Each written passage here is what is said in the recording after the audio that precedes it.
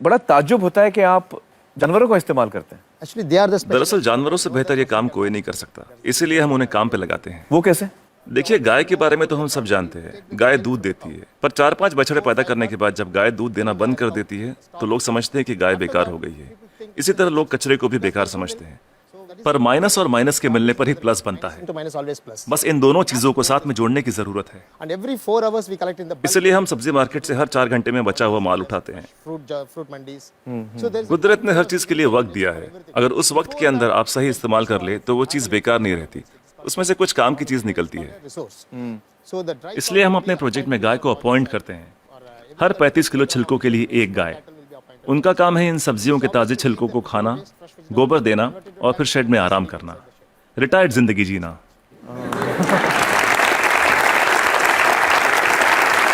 within 8 hours time. सिर्फ 8 घंटे में सारा कचरा घट के गोबर के रूप में 1/4 हो जाता है, The entire waste. और इस गोबर में काफी मात्रा में ईंधन वाली मीथेन गैस Once होती the है। dung comes out. हम तुरंत गोबर को बायोडाइजेस्टर में डाल देते हैं, इसमें से मीथेन गैस निकल जाती है और हमें बिना मीथेन के गोबर का एक घोल मिलता है। Methane free cow dung slurry will come out. Immediately इसको हम तुरंत केचुओं के हवाले कर देते हैं।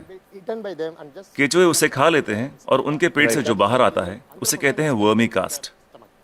that's called vermicast. ये दुनिया की सबसे बेहतरीन खाद होती है। दुनिया की सबसे बेहतरीन खाद। इसे ब्लैक गोल्ड या काला सोना भी कहा जाता है। It can be directly. खेती के लिए बहुत अच्छा है। अगर बैक्टीरिया वाले तरीके से खाद बनाएं तो इसमें 45 दिन लग जाते हैं। और यहाँ देखिए, सोमवार की सुबह 6 बजे माँ सब्जियां काटती है, 9 बजे गाड़ी आकर उसका बचा हुआ हिस्सा ले जाती है, 10:30 बजे हम वो गाय को दे देते हैं, शाम 6 बजे तक गोबर निकल आता We are है। getting the cow dung ready. Put in the biodigester में गोबर से मीथेन निकाल ली जाती है और उसका घोल बचता है, उसे केचुए खा लेते हैं और तीसरे दिन सुबह तक यानी 72 घंटों से भी कम समय में ब्लैक गोल्ड मिल जाता है। खाद बनाने का ये दुनिया का सबसे तेज तरीका है, कोई मशीनें काम नहीं कर पाएगी, वो भी बिजली का इस्तेमाल किए बिना। देखिए, आपके पास जो मोबाइल फोन है, चार्ज न करो तो बेकार है, टेक्नोलॉजी फेल हो जाती है, लेकिन गाय जो भी खाती है उससे एनर्जी बनाकर हमें देती है और गाय को रोज चार्ज भी नहीं करना charging पड़ता। the cow every day. और दूसरे जानवरों का इस्तेमाल कैसे होता है? मसलन मुर्गियां क्या करती हैं? There will be some जो सड़ी गली चीजें गाय को नहीं दे सकते उसे हम सीधा कॉम्पोस्ट पिट में डाल देते हैं, पर वहां उसमें मैगट्स पैदा हो जाते हैं। will come out. मैगट्स मतलब वो छोटे छोटे कीड़े। छोटे कीड़े, ये कीड़े मुर्गियों को बहुत पसंद हैं, चुन चुन के खा लेती हैं और बदले में अगले दिन सुबह बेहतरीन अंडे देती हैं। जो लोग कीड़ों को देखकर मुंह बनाते हैं वो अगली सुबह उन अंडों से बने ऑमलेट को बड़े मजे लेकर खाते हैं। No technology can do this. कोई टेक्नोलॉजी, कोई मशीन ये नहीं कर पाएगी। No machine in the world. दुनिया में ऐसी कोई मशीन नहीं बनी जो कीड़े खाए और अंडे दे। बिल्कुल ठीक, बिल्कुल ठीक। But the chickens will also लेकिन हर चीज में जहाँ कुछ खूबियां होती हैं वहाँ कुछ खामियां भी होती हैं। positive and negative. Okay. मुर्गियों के साथ एक परेशानी है, आप चाहे पूरा दिन उनसे काम ना लें, आराम करने दें, In the daytime, फिर भी वो रात को काम नहीं करेंगी। night time it never work. तो रात को कौन काम करता है? For that रात we को are हमें मेंढक को काम पर लगाना पड़ता है और वो सिर्फ नाइट ड्यूटी ही करते हैं।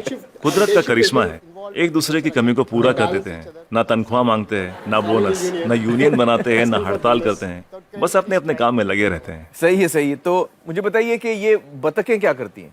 duck's favorite food. बतख का पसंदीदा खाना है मछलियाँ। अब मछली बाजार का कचरा म्यूनिसिपैलिटी के लिए सरदर्द होता है, पर वही मछलियाँ बतख के लिए दावत हैं। तो अगर आप हर 3 घंटे में मछली बाजार का कचरा उठा के बतखों को दे दे तो ये तुरंत हजम कर लेंगी। 15-20 मिनट में सब कुछ सफाचट, और कचरा अगले दिन बतखों के खूबसूरत अंडों में तब्दील हो जाएगा। The whole thing will be contained with beautiful eggs. Normally the ducks will lay आमतौर पर बतखें हर महीने 8 से 10 अंडे देती हैं, लेकिन जब हम उन्हें मछलियों और दूसरे नॉनवेज की खुराक देते हैं तो 24-24 अंडे देना शुरू कर देती हैं। ओह, and if I have 20 ducks then multiplied by yeah, we have a हम हर 11 मादा पे एक नर बतख रखते हैं। duck on one male duck. why 11 female and 1 male? हमें तो अंडों से मतलब है, एक ही नर बतख काफी है।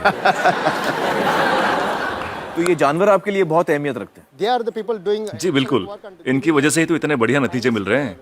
तो इस वक्त आप किसी प्रोजेक्ट पे काम कर रहे हैं? yeah, right now I'm working with Coimbatore. फिलहाल कोयम्बतूर में काम चल रहा है, डिस्ट्रिक्ट रूरल डेवलपमेंट एजेंसी के साथ। हम 10 ग्राम पंचायतों का काम संभाल रहे हैं जो एक म्यूनिसिपैलिटी के बराबर है। It's equal to one municipality. एक गांव में तो मैं समझ सकता हूं कि ये हो सकता है क्योंकि वहां पर छोटे पैमाने पे करना है, लेकिन अगर बड़े पैमाने पे करना है, जैसे किसी शहर में करना है, आपका जो तरीका ये मुमकिन है? बड़ी म्यूनिसिपैलिटियों की दिक्कत यह है कि शहरों में जगह कम होती है, पर हमें कचरे को 100 किलोमीटर दूर ले जाने की जरूरत नहीं। ये काम हर वार्ड में होना चाहिए। इसलिए डिसेंट्रलाइज मेथड अपनाना बहुत जरूरी है। छोटे छोटे स्तर पर करना चाहिए। Decentralise method. लोग हजारों टन कचरे से एक साथ निपटना चाहते हैं, पर ये सोच ही गलत है। अगर मैं आपको एक बड़ा कटहल दूं, तो आप उसे एक साथ एक बार में खा सकते हैं, लेकिन अगर उसके छोटे छोटे टुकड़े कर दें, तब खाना आसान हो जाएगा। इसलिए हर 2 किलोमीटर की रेडियस पे SLRM सेंटर होने चाहिए। SLRM सेंटर क्या होता है? Solid and liquid resource management centre. तो हर 2 किलोमीटर पे ये सेंटर होना चाहिए। जी, डिसेंट्रलाइजेशन एक कामयाब तरीका है। साथ ही कचरे को अलग अलग इकट्ठा करना भी बेहद जरूरी है। मिसाल के तौर पर सलून में से सिर्फ 6 तरीके का कचरा निकलता है। वो क्या? महिलाओं के बाल, पुरुषों के बाल, ब्लेड, क्रीम लगे हुए पेपर या टिश्यू, आफ्टर शेव, कॉस्मेटिक्स वगैरह के डिब्बे और कुछ बचा हुआ खाना और फूल वगैरह। Some flowers, other things. So we don't. हम नहीं चाहते कि ये चीजें बाकी का कचरा ले जा रहे ट्रक में मिलाई जाए। इसके लिए अलग गाड़ी होनी चाहिए। जैसे मुंबई में करीब 2000 सलून्स होंगे। 2000 saloons. एक गाड़ी सब जगह घूम के ले लेगी। हर इलाके के लिए एक छोटी गाड़ी। हाँ, अलग अलग एरिया के लिए अलग अलग गाड़ियां होंगी। हाँ। जी, सिर्फ सलून के लिए। दिन खत्म होने से पहले सब बिक जाएगा। आज की तारीख में दुनिया का सबसे कीमती कचरा है महिलाओं के बाल। 2500 रुपए प्रति किलो। वाह वाह। तो दिन भर का जो कचरा है, दिन खत्म होते होते वो इस्तेमाल भी हो जाएगा। अलग अलग इकट्ठा करें तो राज ये है, तरकीब ये है कि शुरुआत से ही मिक्स मत करो। जी, अलग अलग इकट्ठा करो और अलग अलग ही लेकर जाओ। तो आपके पास इसका पूरा प्लान है, मास्टर प्लान है? बिल्कुल है। वाह वाह। That's-